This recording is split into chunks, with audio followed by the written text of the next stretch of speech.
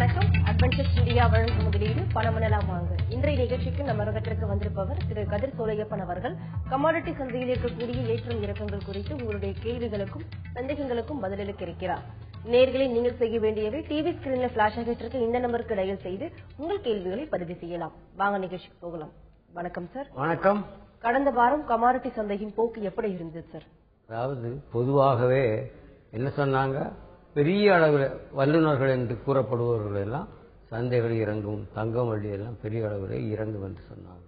ஆனால் அதற்கு நேர் எதிர்மாறாக புத்தாண்டிலே தங்கம் வெள்ளி விலைகள் உயர்ந்தே முடிவாகின. கடந்த வெள்ளிக்கிழமை கூட தங்கம் வெள்ளி எல்லாமே தங்கம் ஒரு 180 ரூபாய் 10 கிராமுக்கும், வெள்ளி ஒரு 700 ரூபாய் ஒரு கிலோவிற்கும் உயர முடியாது. நேச்சுரல் கேஸ் வழக்கம் போல 3 ரூபாய் உயர்ந்தது. அதில் கச்சா எண்ணெயும் உலோகங்களும் சிறிது விலை இறங்கினான்.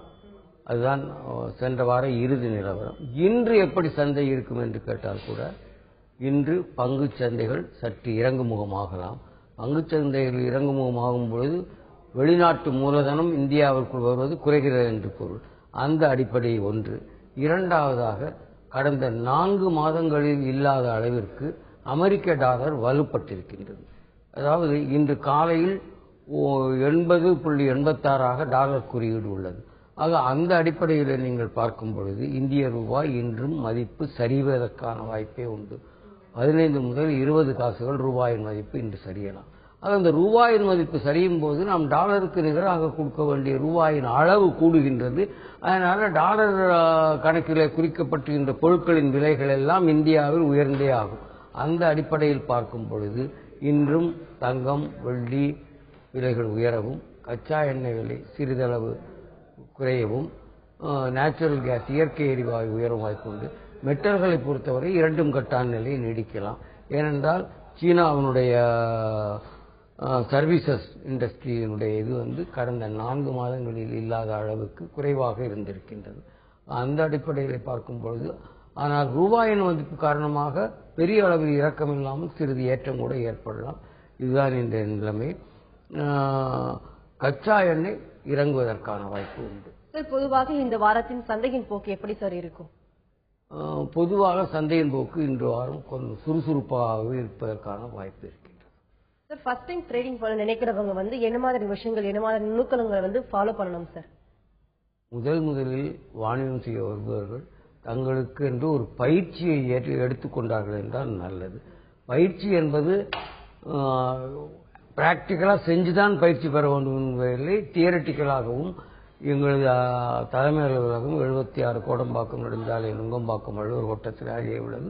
ஒவ்வொரு சனிக்கிழமையும் காலை 10:30 மணி முதல் 1:30 மணி வரை இலவச பயிற்சி வகுப்புகள் நடைபெறுகின்றன. அதில் யார் வேண்டுமானாலும் கலந்து கொள்ளலாம். புதிதாக வாணிபத்தில் நுழைய விரும்புபவர்களும் ஏற்கனவே வாணிபத்தில் உள்ளவர்களும் அதில் கலந்து கொண்டு பயன்பெறுவதற்கான வாய்ப்பு உண்டு. 2 மணி நேரம் விளக்க உரையாகவும் 1 மணி நேரம் வினாவுடைய நிகழ்ச்சியாகவும் இருக்கும். ஆக அந்த கலந்து கொண்டார்கள் என்றால் அவர்கள் அடுத்த அடியை எடுத்து வைப்பதற்கு அவருக்கு ஒரு தன்னம்பிக்கை, ஒரு துணிவை கொடுக்கும். அதனால ஒன்றுமே தெரியாமல் பிளைண்ட் லீடிங் பிளைண்ட் என்பது போல நாம் இருட்டறையில இருந்து கொண்டு வாணிபம் செய்ய முடியாது. அதனால அந்த அளவிற்கு அவர் தெளிந்து கொண்டு அதன் பின்னர் ஒரு பேப்பர் ஒர்க் கூட ஒரு வாரம் பண்ணி பார்க்கலாம்.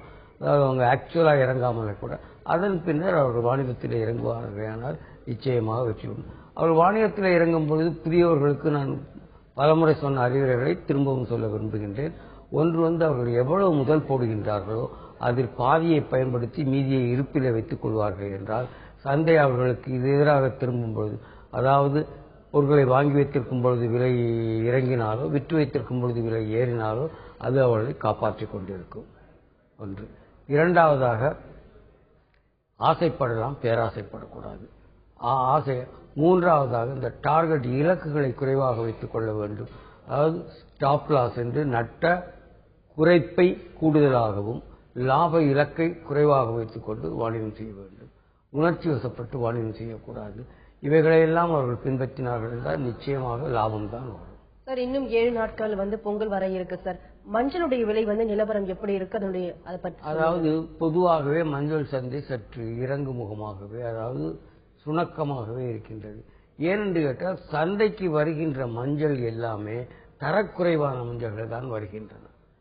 தரமான மஞ்சள்களை எல்லாம் விவசாயிகளும் வியாபாரிகளும் வாங்கி பதுக்கி வைத்து விட்டார்கள். அது சந்தைக்கு வருகின்றது தரக்குறைவான மஞ்சள் வரும்பொழுது அதை வாங்குவதற்கு ஆட்கள் அதிகம் இல்லை. அதனால் விலை இறங்குமுகமாகவே இருந்து வருகின்றது. பொதுவாக நல்ல மஞ்சள் சந்தைக்கு வருமையானால் அவர்கள் விலை ஏறுவதற்கான வாய்ப்பு உண்டு. அநேகமாக பொங்கலை ஒட்டி அல்லது பொங்கலுக்கு பின்னர் ஒரு பிப்ரவரி மாதத்திலிருந்து மஞ்சள் விலை ஏறுவதற்கான வாய்ப்பு உண்டு.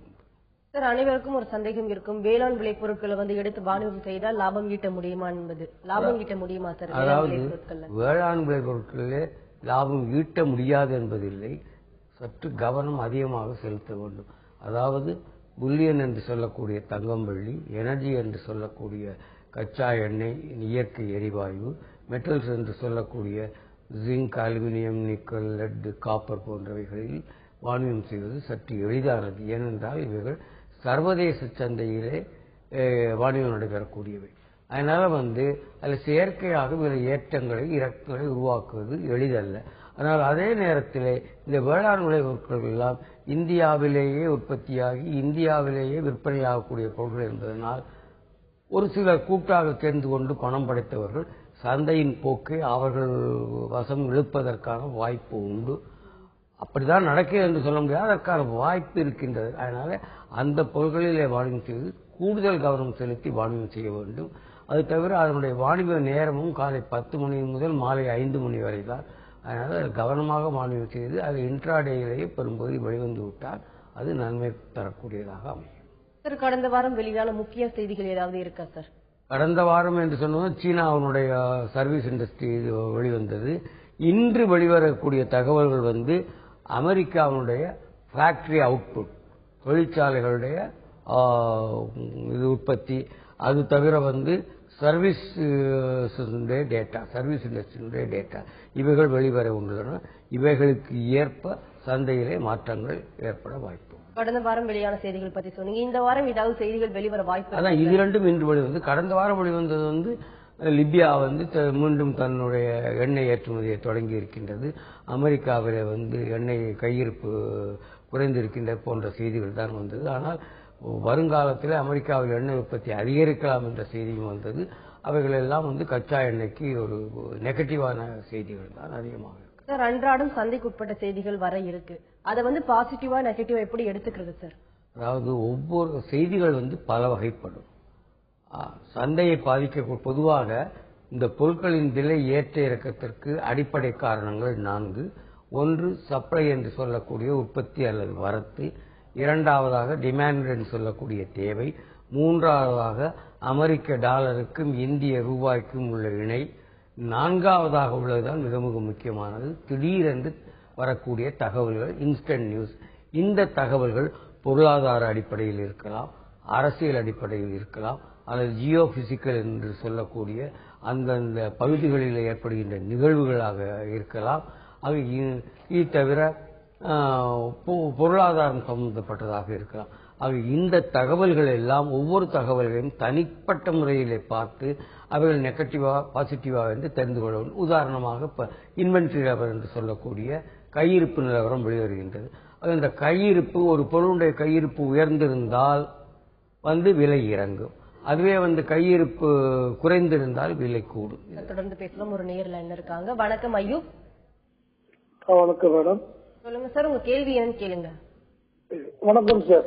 வணக்கம், சொல்லுங்க சார். இப்ப இந்த நிக்கலும் நெட்டும் இப்போ சீசன் எப்படி சார் போகும் வர வாரத்துல?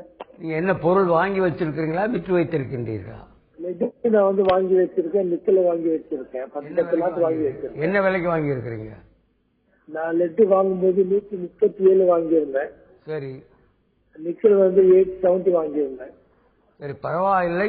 இன்று கூட நீங்கள் அந்த 870 நிக்கல் தாண்டுவதற்கான வாய்ப்பு உண்டு.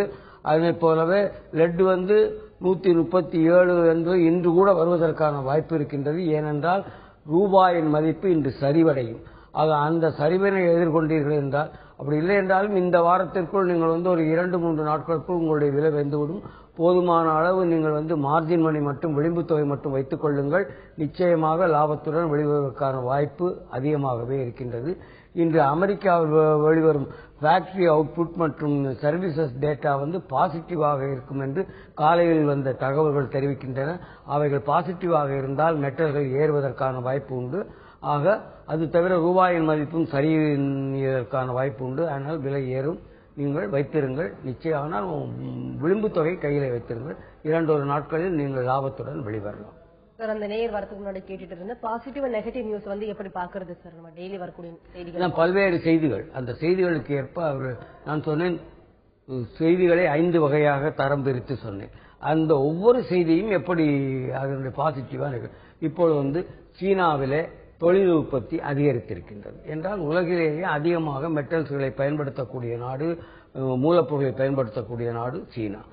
அந்த நாட்டிலே தொழில் உற்பத்தி அதிகரித்தால் அவர்களுக்கு இந்த பொருட்களின் தேவை அதிகரிக்க என்று பொருள், அது விலை உயர்வதற்கானது. அதே நேரத்தில் சீனா தன்னுடைய இறக்குமதியை குறைத்துக் கொள்ளப் போகிறதாக ஒரு தகவல் வருகிறது. அது நெகட்டிவ் நியூஸ். அப்ப அந்த குறிப்பிட்ட பொருளுக்கான விலை இறங்குவதற்கான வாய்ப்பு உண்டு. அது தவிர பொழுது ஒரு இந்திய ரிசர்வ் வங்கி என்ன சொல்றாங்க, நாங்க வட்டி விகிதத்தை குறைத்திருக்கின்றோம் என்று. வட்டி விகிதத்தை குறைத்தால் அது பாசிட்டிவ், அதையே கூட்டினால் அது நெகட்டிவ். ஒரு நாட்டினுடைய ஜிடிபி என்று சொல்லக்கூடிய உள்நாட்டு மொத்த உற்பத்தி விகிதம் பாசிட்டிவ் உயர்ந்திருந்தால் பொருளுக்கான தேவை அதிகரிக்கும், விலைகள் கூடும். அதுவே குறைந்திருந்தால் பொருளுக்கான தேவை குறையும், விலைகளும் குறையும். இது போன்று ஒவ்வொரு செய்திகளும். இப்ப அரசியல் ஒரு பெரிய மாற்றம், திடீரென்று ஆளுங்கட்சி தோற்று எதிர்கட்சி பதவிக்கு விட்டது என்று வைத்துக் கொள்ளுங்கள். அது அந்த நாட்டிலே தொழில்களை, அந்த நாட்டினுடைய கொள்கைகளை பாதிப்பதற்கான, அது பாசிட்டிவா நெகட்டிவா, அவர்களுடைய கொள்கைகள் என்ன என்றெல்லாம் மனதிலே கொண்டு ஒவ்வொரு செய்தியையும் அதற்கேற்ப புரிந்து கொண்டு அந்த வணக்கம் ஜான். வணக்கம் மேடம். சொல்லுங்க ஜான், உங்கள் சந்தேகங்களை கேளுங்க. ஓகே, ஒண்ணும் இல்ல. இப்போ கடந்த வாரத்துல டிசம்பர் 31 ஒரு சாயந்தரம் ஒரு 7-8 மணி அந்த டைம் பீரியட்ல சில்வர்ல திடீர்னு ஒரு 1000 பாயிண்ட் கிராஷ் இருந்தது. அப்புறம் திடீர்னு ஒரு 1000 பாயிண்ட் மறுபடியும் அப் இருந்தது. அது ஏன் நியூஸ் ஒன்னும் எனக்கு தெரிஞ்ச வரைக்கும் நான் பார்த்த இந்த அனலைசேஷன்ல ஒன்னு நியூஸ் இந்த மாதிரி ஸ்பெஷலா ஒன்னும் தெரியல. அப்படி இருந்தும் அன்னைக்கு ஏன் அந்த மாதிரியான ஒரு சேஞ்சஸ் இருந்துச்சுன்னு தெரிஞ்சுக்கணும். அதே போல இந்த மாதிரி நியூஸ் இருக்கு அப்படின்னா கரண்ட்ல வர நியூஸை எங்க போய் நம்ம தெரிஞ்சுக்கணும்? சரி, அதாவது நீங்கள் முதல் கேள்விக்கு நான் பதில் சொல்கின்றேன். அன்று மாலையில் ஏற்பட்டதற்கு காரணம் இந்த ஜனவரி 1ஆம் தேதியில இருந்து இந்த அமெரிக்காவுடைய குவான்டிடேட்டிவ் ஈசிங் என்பதை அந்த அளவு $85 பில்லியன் இருந்து 75 பில்லியன் குறைக்கப் போகின்றார்கள் என்ற செய்தி அமலுக்கு வருகின்ற நாள். அதற்காக ஒரு சென்டிமெண்டா அன்னைக்கு கொஞ்சம் எல்லாம் திடீர்னு இறங்குது. அதனால் நான் தொடர்ந்து இந்த நிகழ்ச்சியிலே சொல்லி வருவதெல்லாம், பொதுவாக பங்கு சந்தையிலே ஒரு இறக்கமோ ஏற்றமோ ஏற்பட்டால் அது மாறுவதற்கு டேர்ன் அரவுண்ட், போக்கு மாற்றத்திற்கான கால அளவு பல வாரங்களாக பல மாதங்களாக இருக்கலாம். ஆனால் பொருள் சந்தையிலே அப்படி அல்ல, அவைகள் ஓரிரு நாட்கள் தான் அதன் போக்கு மாற்றத்திற்கான கால அவகாசம். அதனால அந்த அடிப்படையிலே தான் அது இறங்கியதும் ஏறியதும். மற்றவர்கள் எல்லாம் பெரிய அளவிலே புத்தாண்டிலே தங்கம்பள்ளி விலை இறங்கும் என்று சொல்லிக் கொண்டிருந்த பொழுது நான் மட்டும் ஏறும் என்று சொல்லிக் கொண்டு வந்தேன். அது எது உண்மை என்பதை நீங்களே புரிந்து கொள்ளலாம். இரண்டாவதாக நீங்கள் கேட்ட கேள்வி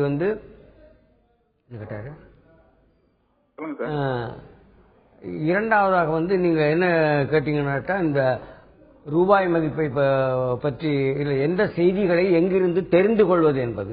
செய்திகளை தெரிந்து கொள்வது சில ஆங்கில தொலைக்காட்சிகள் இருக்கின்றன, அவற்றின் மூலம் நீங்கள் தெரிந்து கொள்ளலாம், வலைத்தளங்கள் மூலம் தெரிந்து கொள்ளலாம். அதனுடைய முழுமையான விவரம் வேண்டும் என்றால் எங்களுடைய அலுவலகத்திற்கு தொடர்பு கொள்ளுங்கள். ஏனென்றால் அந்த தொலைக்காட்சிகள் பெயர்களை எல்லாம் நான் இந்த அரங்கிலே கூறுவது சரியாக இருக்காது. எங்களுடைய அலுவலகத்துக்கு வருகின்ற தொலைபேசி எண்களுக்கு தொடர்பு கொள்ளுங்கள், அல்லது 11:30 மணிக்கு மேலே என்னை தொடர்பு கொள்ளுங்கள், அதனை நான் தருகின்றேன். சார், இந்தியாவில் மட்டும் ஏன் சார் தங்கம் மற்றும் வெள்ளி விலை அதிகமாகவே காணப்படுது? அதற்கு என்ன காரணம்? அதாவது ஒன்று, நீங்கள் ஏற்கனவே குறிப்பிட்டது போல இந்திய மக்களுக்கு தங்கத்தின் மீது உள்ள மோகம் அதிகமாக உலகிலே. இப்பொழுது சீனாவிற்கும் அந்த மோகம் அதிகரித்துள்ளது. அது இப்பொழுதெல்லாம் நம்மை காட்டிலும் சீனா தான் அதிகமாக தங்கத்தை இறக்குமதி செய்கின்றது. தங்க உற்பத்தியிலும் சீனா முதலிடத்தில் உள்ளது. தென்னாப்பிரிக்காவை 2வது இடத்துக்கு தள்ளிவிட்டது. தங்க கொள்முதலிலும் சீனா முதலிடத்தில் உள்ளது. ஆக இந்தியாவை பொறுத்தவரை என்ன என்று கேட்டால், இந்த ரூபாயினுடைய மதிப்பு சரிந்து விட்டது டாலருக்கு நிகராக. ஆக டாலர் கணக்கிலே தங்கத்தின் விலை வெள்ளியின் விலை குறைந்திருந்தால் கூட நாம் டாலருக்கு நிகராக கொடுக்க வேண்டிய ரூபாயின் அளவு கூடியதன் காரணமாக இந்தியாவிலே தங்க வெள்ளி விலைகள் உயர்ந்தே இருக்கின்றன. சார், இந்த இ கோல்ட் அண்ட் இ சில்வர்ல வந்து முதலீடு செஞ்சவங்களுக்கு வந்து திரும்ப தங்கம் எப்ப கிடைக்கும் சார்? அதாவது இ கோல்டு இ சில்வர்ல முதலீடு செய்தவர்கள் கடந்த 2 மாதங்களுக்கு 4-5 மாதம் ஜூலை மாதத்திலிருந்தே அவர்கள் காத்துக் கொண்டிருக்கின்றார்கள் எப்பொழுது கிடைக்கும் என்று. ஆனால் அது வந்து கோர்ட்டிலே நீதிமன்றங்களிலே சில வழக்குகள் இருப்பதனால் அது தாமதப்படுகின்றது. ஆனால் தங்கமோ வெள்ளியோ மிகவும் பாதுகாப்பாக இருக்கின்றது. Stock holding corporation of India என்று சொல்லக்கூடிய மத்திய அரசின் அங்கீகாரம் பெற்ற நிறுவனத்திலே இவர்களுடைய ஏறத்தாழ 16,000 வாடிக்கையாளர்கள் இருக்கின்றார்கள். அவருடைய பொருட்கள் எல்லாம் பத்திரமாக இருக்கின்றன. ஆனால் இப்பொழுது அவர்களுக்கு உடனடி தேவை, மகளின் திருமணம் அல்லது பண தேவைக்காக அதனை எடுக்கவோ விற்கவோ முடியாத ஒரு சூழ்நிலை இருக்கின்றது. ஆனால் அது நிரந்தரம் அல்ல. இந்த வழக்குகள் எல்லாம் விரைவில் தீர்ந்து விடும் என்று எதிர்பார்க்கலாம். ஆனால் இந்த மாத இறுதிக்குள் அவர்களுக்கு ஒரு முடிவு வந்து விடலாம். அதன் பின்னர் அவர்களுக்கு அவர்களுடைய எந்த அளவு அவர்கள் பொருள் வாங்கி வைத்திருந்தார்களோ அந்த அளவிற்கு அன்றைய சந்தை மதிப்பின்படி பணம் கிடைத்துவிடும். அதற்கான ஏற்பாடுகள் தயாராக இருக்கின்றன. ஆனால் நீதிமன்ற வழக்கு காரணமாக தாமதப்படுகின்றது என்று அறுதியிட்டு சொல்ல முடியாது. நீதிமன்றத்தில் ஒரு வழக்கு போய்விட்டால் வாய்தா கேட்டுக்கொண்டே இருப்பார்கள். அதற்கேற்ப தகவல்கள் சரியான முறையில் கொடுக்காவிட்டால் நீதிபதிகள் அதற்காக காத்திருப்பார்கள். அந்த அடிப்படையிலே வேண்டுமென்றால் தாமதமாகலாமே தவிர அவருடைய பொருளுக்கு எந்த இழப்பும் கிடையாது, பாதுகாப்பாக இருக்கின்றது. பேசலாம் சார். நெக்ஸ்ட் காலர் லைன்ல இருக்காங்க. வணக்கம் ஸ்ரீனிவாசன். வணக்கம் மேடம். சொல்லுங்க ஸ்ரீனிவாசன், உங்க கேள்வி என்னன்னு கேளுங்க. மேடம், இப்ப க்ரூடு வந்து இறங்கிடுச்சு, அது எப்படி திருப்பி இதாகுமா, ஏறுமா, இல்லன்னா கட் பண்ணிடலாமா? நீங்க என்ன வாங்கி வச்சிருக்கீங்களா? ஆமா சார், வாங்கி வச்சிருக்கேன். என்ன விலையில? 6,200ல. இப்போதுள்ள சூழ்நிலையில் இன்று கூட சிறிது இறங்கினாலும் இறங்கலாம். பொதுவாக இப்பொழுது நேற்று முடிவான விலை வந்து பார்த்தீங்கன்னா 5,885 இருந்துள்ளது. அது வந்து க்ரூட் ஆயில் ஏன் என்று கேட்டால் அமெரிக்காவிலே உற்பத்தி அதிகரிக்கப் போகின்றது என்று ஒரு செய்தி. இரண்டாவதாக இந்த லிபிய நாட்டிலே இருந்து ஏற்றுமதி மீண்டும் 3 துறைமுகங்களிலிருந்து தொடங்கி இருக்கின்றது என்ற செய்தி. ஆக சீனாவிலே வந்து அந்த தேவை சற்றே குறைந்திருக்கின்ற செய்தி. இதன் காரணமாக கச்சா எண்ணெயின் விலை இறங்குமுகமாக உள்ளது. ஆனால் இது ஒரு தற்காலிகமானதுதான். மீண்டும் $100 கச்சா எண்ணெய் தொடும். ஆனால் இன்று தொடுமா நாளை என்று தொடுமா என்று ஆர்வம் கூடுவதை விட நீங்கள் வந்து என்ன செய்யலாம், இன்னும் குறைந்ததென்றால் அதாவது 5,800 என்ற நிலைமைக்கோ 780 என்ற நிலைமைக்கு வந்தால் இன்னும் ஒரு லாட் வாங்கி நீங்கள் சராசரி செய்து கொள்ளலாம். அல்லது இன்னொரு $100 ஏறு என்று 6,000 தொடுமேயானால் நீங்கள் வந்து மீண்டும் விற்கலாம் இன்றுள்ள சூழ்நிலையில். வணக்கம் மகேஷ். ஹலோ, சொல்லுங்க மகேஷ். சார் மகேஷ் பேசுறேன் சார். வணக்கம் சார். கோயம்புத்தூர் பீளமேடு பிரான்ச்சுக்குல சனிக்கிழமை ஃப்ரீ ட்ரைனிங் வச்சிருக்காங்க. சாரோட அவைலபிலிட்டி நீங்க வருவீங்களா அப்படின்னு எதிர்பார்க்கறாங்க. நீங்க வந்து அலுவலகத்திற்கு தொடர்பு கொள்ளுங்கள், அங்கே நான் பதில் சொல்கின்றேன்.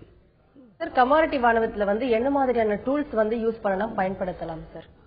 அதாவது ஒவ்வொரு வாணிபத்தின் போதும் நாம் சில விதிமுறைகளை பின்பற்றுகின்றோம்.